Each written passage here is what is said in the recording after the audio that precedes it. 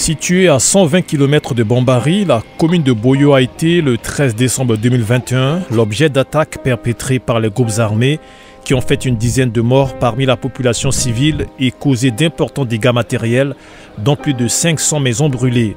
L'intervention de la force de la MINUSCA à travers le contingent népalais avait permis de repousser les rebelles et ramener le calme dans cette commune.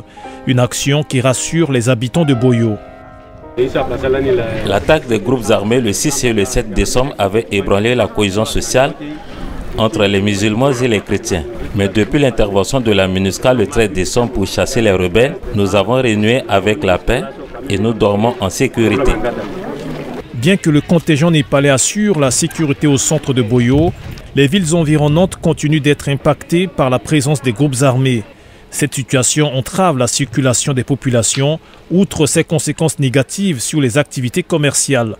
Les tarifs de denrées alimentaires se font rares ou sont en nette augmentation. Avant, on achetait un sac de sel entre 5 000 et 5 500. Mais actuellement, le sac coûte 10 000. Un sac de sucre qui coûtait 35 000, mais aujourd'hui, il coûte 60 000 francs. La vie devient très chère. Nous avions l'habitude de nous rendre facilement dans les villages voisins, mais aujourd'hui, nous ne pouvons pas y aller au-delà de 17 km.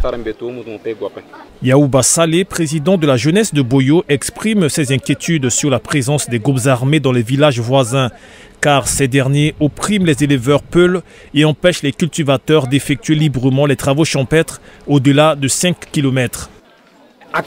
Actuellement, beaucoup de cultivateurs ont perdu leurs champs. Ils ont peur de s'y rendre. C'est seulement ici que nous nous sentons un peu en sécurité, mais pas dans les champs.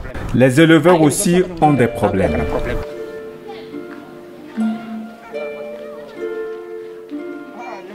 Et c'est dans le but de toucher du doigt ces réalités, de discuter avec la population et de répondre à leurs inquiétudes que la MINUSCA a dépêché sur place une délégation conduite par le porte-parole de la force, le colonel Abdoulaziz Ouedraogo.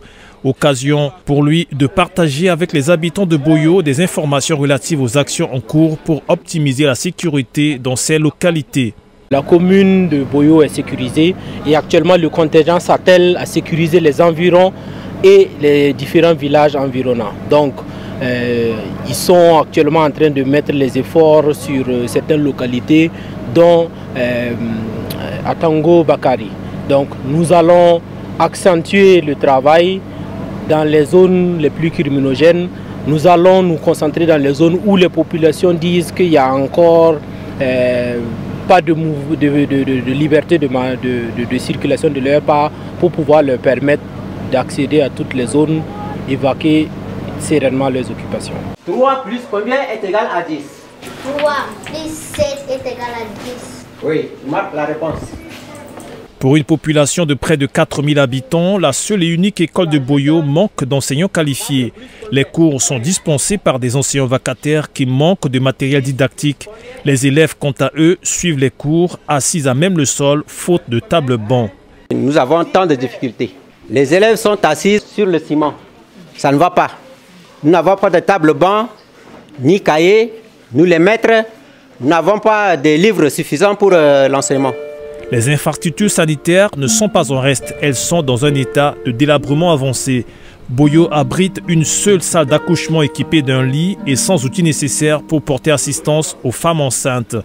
Le dispensaire dispose également d'une salle d'hospitalisation avec également un lit et la pharmacie peine à être approvisionnée en médicaments. Florent Zoumati, pharmacien du centre de santé, tente bien que mal de répondre aux besoins des patients malgré le manque de moyens disponibles. Nous enregistrons beaucoup plus de patients atteints de paludisme et les femmes enceintes. Dans certains cas, il nous est très difficile de porter assistance aux femmes enceintes qui ont besoin de subir une césarienne. Et nous ne disposons pas de moyens pour les envoyer à Bambari ou dans un meilleur centre de santé. Nous demandons au gouvernement de nous envoyer un personnel de santé professionnel et une sage-femme pour aider les femmes enceintes afin qu'elles puissent bénéficier des soins adéquats et de renforcer notre pharmacie en médicaments. La réhabilitation du centre de santé est inscrite parmi les tâches urgentes et prioritaires pour la MINUSCA. Une information que le porte-parole de la force de la mission a tenu à transmettre à la population. Il y a un projet de reconstruction et de réhabilitation de ce centre de soins qui sera fait par le contingent népalais et nous avons bon espoir que d'ici 4 à 5 mois, ce centre sera à nouveau opérationnel. Mais en attendant, il y a des actions ponctuelles qui sont posées par le contingent, notamment des campagnes de consultation gratuites et des dons de médicaments où ils se déplacent eux-mêmes dans les périphéries de Boyo pour assister les populations avec des consultations et des soins médicaux. En tant que pilier central du mandat de la MINUSCA, la protection des populations civiles est inscrite au premier rang des priorités de la mission et de son leadership. C'est dans ce cadre que la représentante spéciale du secrétaire général de l'ONU en République centrafricaine et chef de la MINUSCA, Valentine Rogwabiza, a récemment effectué une mission de terrain à Bambari afin d'y lancer officiellement des opérations visant à renforcer la protection des civils. Par ailleurs, lors de sa première conférence de presse le 18 mai dernier, la chef de la MINUSCA a aussi annoncé avoir pris des mesures qui permettront à la force de la mission d'être davantage proactive et préventive pour répondre aux attentes des autorités et de la population centrafricaine en la matière.